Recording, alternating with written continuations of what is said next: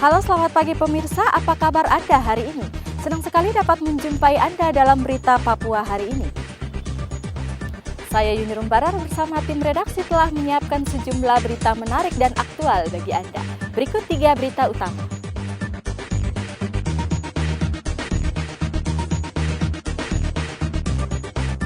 Warga di kompleks irigasi Mimika dihebohkan dengan penemuan mayat wanita yang sudah membusuk.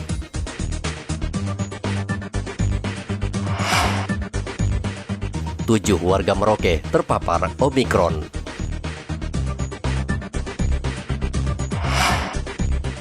...59 penumpang kapal yang berlabuh di Pelabuhan Jayapura terpapar COVID-19.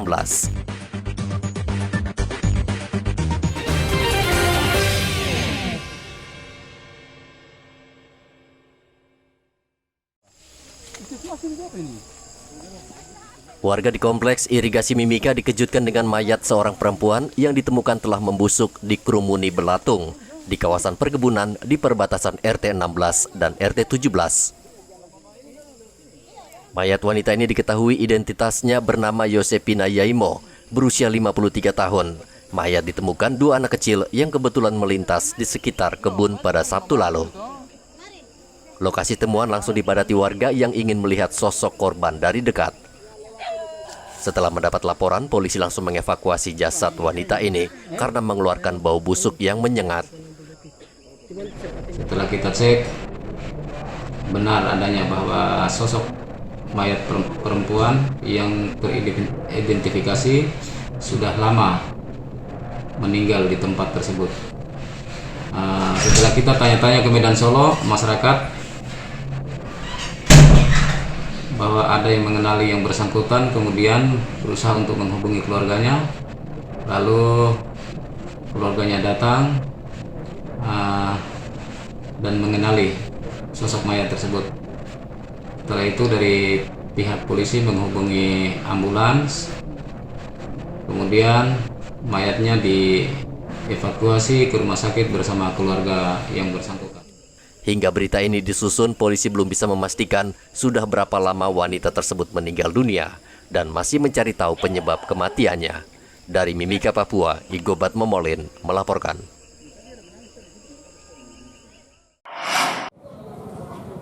Lagi-lagi kepolisian sektor kawasan Pelabuhan Laut Merauke menyita ratusan liter minuman keras lokal jenis Sopi yang dibawa penumpang kapal dari Maluku Tenggara untuk dijual di Merauke. Ratusan liter minuman Sopi diduga dikirim seseorang dengan kapal penumpang Sirimau yang berlabuh di Pelabuhan Merauke. Petugas menyita 6 kardus besar di dalam kapal. Setelah diselidiki, ternyata jerigen di dalam karton itu berisi minuman keras. Ini pada saat kita melakukan pengamanan kedatangan kapal Sirimau di dermaga Pelabuhan Laut Merauke, pada saat anggota melakukan pengecekan terhadap barang bawaan penumpang, anggota menemukan karton-karton yang mencurigakan. Dan setelah kita cek, karton-karton itu ada sebanyak 6 karton, ternyata berisikan minuman keras lokal jenis Sopi yang dimuat dengan menggunakan kapal Sirimau dari Tual, Pelabuhan Tual di sana. Nah, terus setelah kita cek siapa yang menerima di sini, saat itu yang menerima saudara Sakarias Ulyanan. Menurut dia yang jemput untuk dibawa di Merauke sini, dia yang jemput ke sini semuanya. Itu kayaknya dititipkan, menurut kita dititipkan sama penumpang lainnya. Penumpang itu sudah pergi, tinggal penjemputnya saja yang ada di sini. Sementara untuk kepemilikannya kita masih sementara dalam proses penyelidikan. Nanti kita kembangkan dulu. Hingga kini belum diketahui siapa pemilik ratusan liter minuman Sopi tersebut. Namun polisi sudah memeriksa orang yang ditugaskan mengambil minuman keras itu. Peredaran minuman keras lokal jenis Sopi di Merauke sangat marak.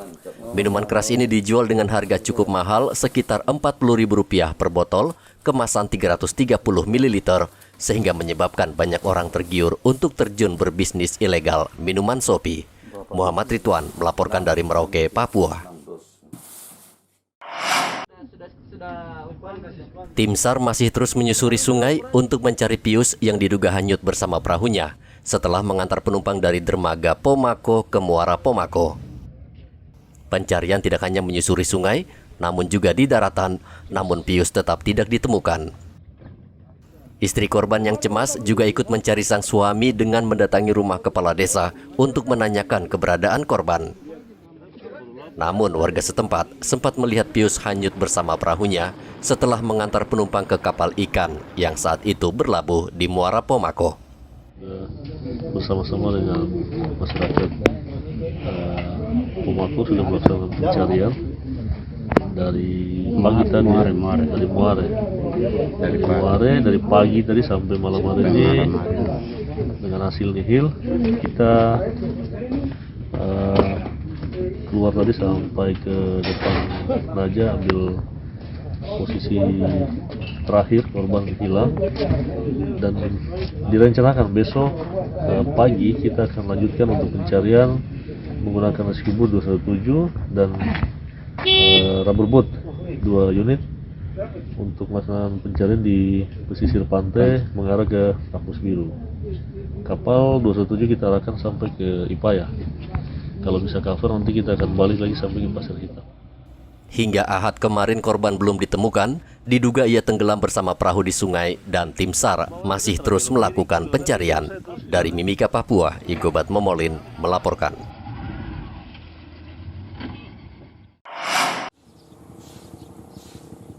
Warga Merauke diminta waspada karena varian Omikron sudah dinyatakan masuk ke Merauke. Hal ini berdasarkan penelitian Litbangkes Jayapura yang menganalisa 7 sampel aparatur sipil negara yang terpapar COVID-19. Kadinkes Merauke Dr. Neville Muskita mengatakan sebenarnya ada 8 sampel yang dikirim, namun dari hasil penelitian 7 sampel diantaranya positif terpapar varian Omikron. Tadi pagi kami mendapat informasi dari Kalitbangkes Jayapura terkait dengan hasil pemeriksaan sequencing yang kita kirimkan untuk 8 sampel yang kita kirimkan. Itu satu sampel itu kualitas sampelnya kurang begitu bagus ya, sehingga tidak bisa dianalisis. Sedangkan dari 7 sampel yang bisa diperiksa itu 6 kasus teridentifikasi Omikron, 1 kasus Delta. Awal kan ketika mulai ada peningkatan kasus, kemudian kan kita kemarin ya, di Bapenda ternyata ada 1 kasus, setelah di tracing ternyata bertambah jadi tambahan 5 kasus. Itu dengan CT yang rendah kita curiga jangan sampai Omikron. Ternyata dari klaster Bapenda itu semua yang Omikronnya positif. Pikir nanti akan ada evaluasi terkait dengan peningkatan kasus yang terjadi dan juga informasi tambahan terkait masuknya Omikron. Saya pikir akan ada evaluasi terkait dengan langkah-langkah yang akan diambil dalam rangka. Saat ini angka COVID-19 di Merauke terus meningkat. Dalam 2 pekan terakhir tercatat sudah mencapai 131 kasus. Sementara itu di kota Jayapura untuk pertama kali dalam 3 bulan terakhir kembali terjadi kematian akibat COVID-19.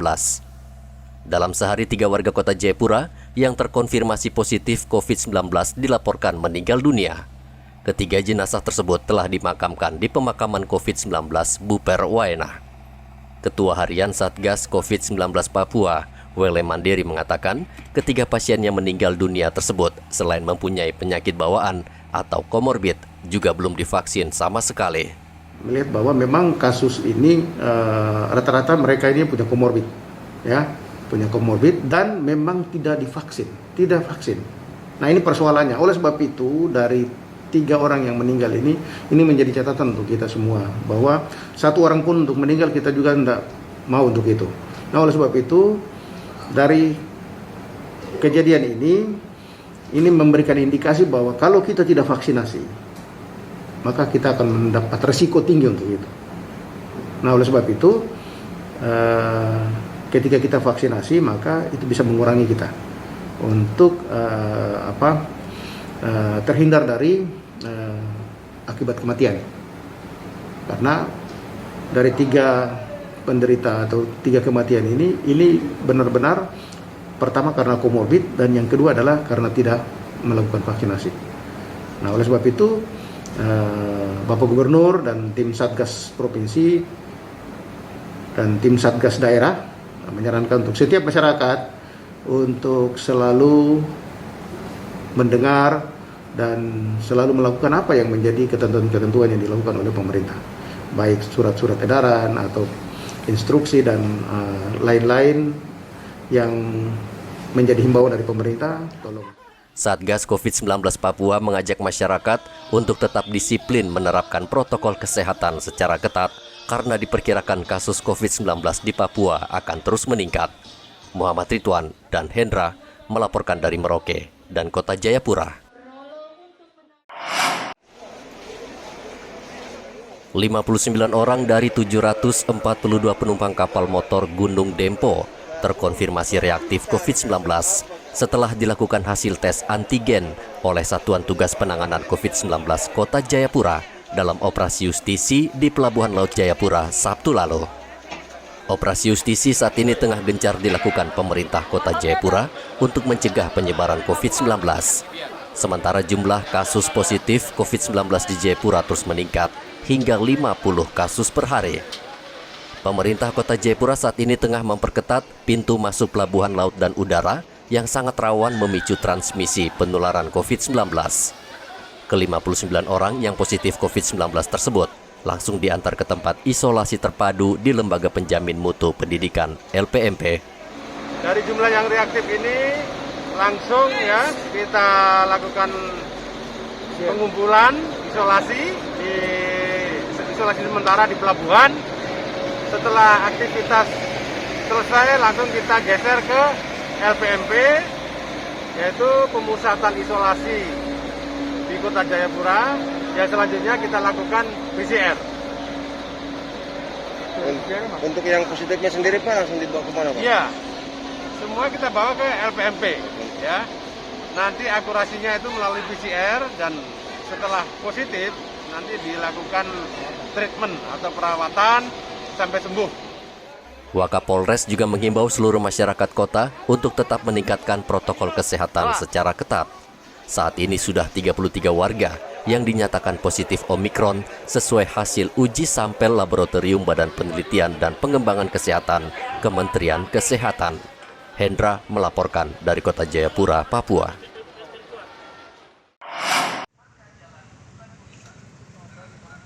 Kendati varian Omikron sudah mulai masuk, ternyata masih banyak warga Merauke yang menganggap sepele penularan varian Omikron yang sangat cepat. Masih banyak warga yang tidak mengenakan masker dan berkerumun di sejumlah tempat. Kondisi ini mendorong Ikatan Apoteker peduli dan ikut andil menyadarkan warga akan bahaya Omikron dengan membagikan masker secara gratis di sejumlah ruas jalan utama, terutama pada pengendara. Selain di Tugu Libra, pembagian masker juga dilakukan di Pasar Wamanggu yang padat pengunjung. Sekretaris Ikatan Apoteker Indonesia Wilayah Merauke, Renawati, mengatakan masuknya varian Omikron mendorong mereka untuk ikut membantu menekan penularan dengan turun langsung ke lapangan agar masyarakat patuh. Kegiatan ini kami dari pengurus cabang Ikatan Apoteker Indonesia cabang Merauke dalam rangka untuk memeriahkan hari ulang tahun Kota Merauke yang ke-120. Kami dari Ikatan Apoteker rindu untuk berbagi logistik kesehatan. Dalam hal ini yang kami bagikan ada masker kesehatan dan masker kain, kemudian hand sanitizer dan multivitamin. Ini semua logistik berasal dari teman-teman sejawat yang berpraktek di sarana farmasi seperti ada di apotek, di klinik, toko obat, PBF, di klinik. Nah, ini semua teman-teman kami yang berkontribusi di dalamnya, berbagi bersama-sama dan kami bagikan pada pagi hari ini di sini. Dan kami rindu karena kasus COVID meningkat di Kota Merauke dalam 1 minggu terakhir ini sehingga mencapai sekitar 150 hingga kemarin ya. Makanya kami rindu dengan apa yang kami berbagi yang ada ini bisa membantu masyarakat Merauke dalam meningkatkan kesehatan. Tidak hanya masker, warga dan pengendara juga mendapat hand sanitizer gratis. Saat ini penambahan kasus di Merauke meningkat hingga 3 kali lipat. Ini sangat mengkhawatirkan. Sementara masih banyak warga beranggapan varian Omikron seperti penyakit flu biasa dan tidak berbahaya. Padahal varian ini sangat cepat menular dan sudah merenggut korban jiwa. Muhammad Ridwan melaporkan dari Merauke, Papua.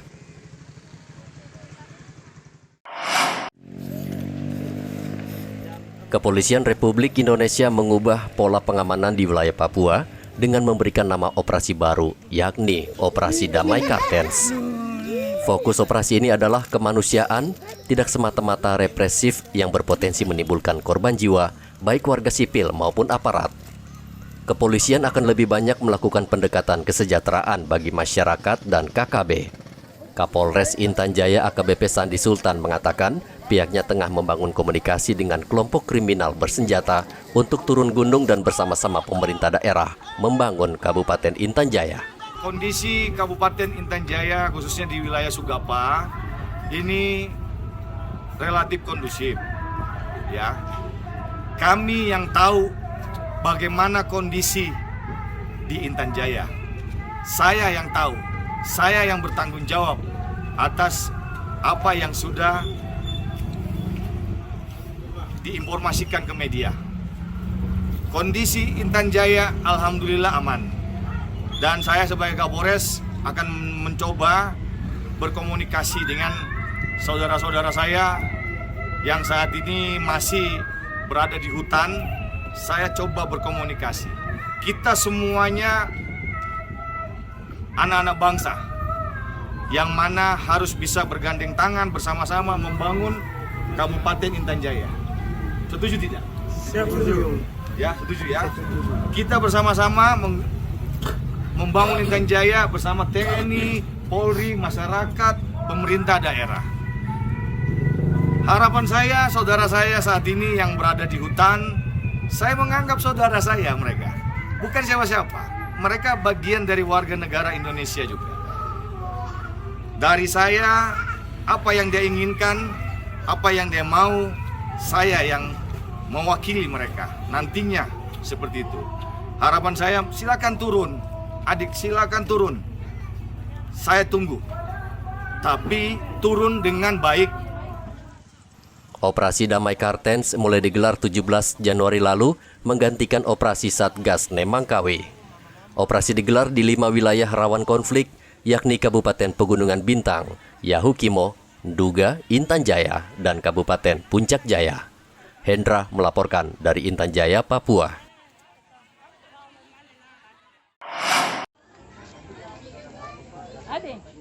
Warga Jalan Kesehatan, Kelurahan Mimika Indah membangun pos peduli keamanan akibat tingkat kriminalitas yang tinggi di daerah mereka.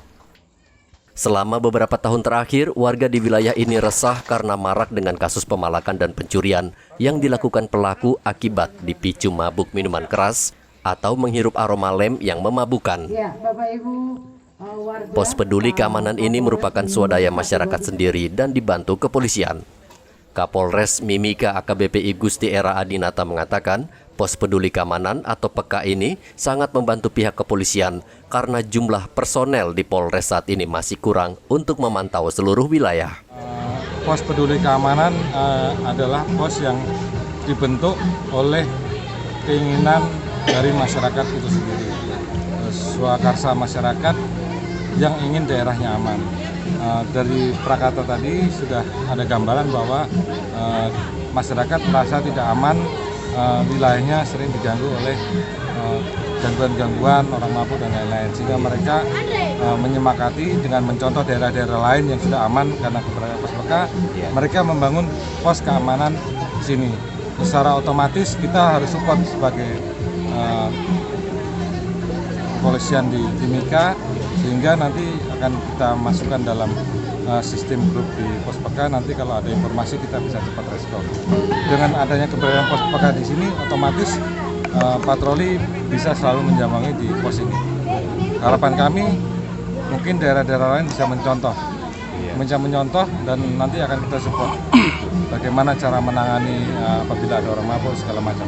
Berarti ada komitmen dari warga dan dan saya ingatkan juga pada masyarakat yang sebelumnya udah ada pos PK, karena merasa daerah udah aman, mereka mulai menurun semangatnya. Karena rata-rata keamanan itu seperti penyakit. Pada saat kita sakit baru kita sadar, tapi pada saat kita sehat kita tidak sadar bagaimana menjaga kesehatan.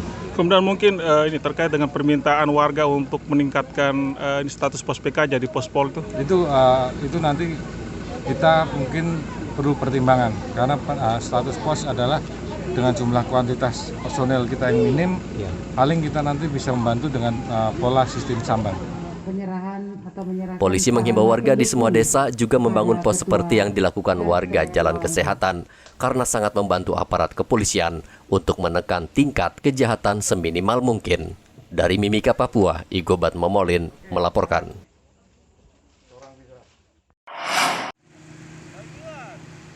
Kabupaten Merauke saat ini sudah berusia 120 tahun, yakni usia yang sangat panjang dan tentu bersejarah bagi kota yang terletak di Papua. Merauke menggelar hari ulang tahun ke-120 Sabtu lalu. Kendati tidak semeriah tahun-tahun sebelumnya, namun warga menaruh harapan besar bagi kota yang mereka cintai. Salah satu harapan warga adalah perbaikan pelayanan kesehatan, apalagi di saat pandemi masih merajalela. Sebagian lagi juga meminta Pemda bertindak tegas menegak peraturan hukum sehingga Merauke menjadi kota yang lebih tertib.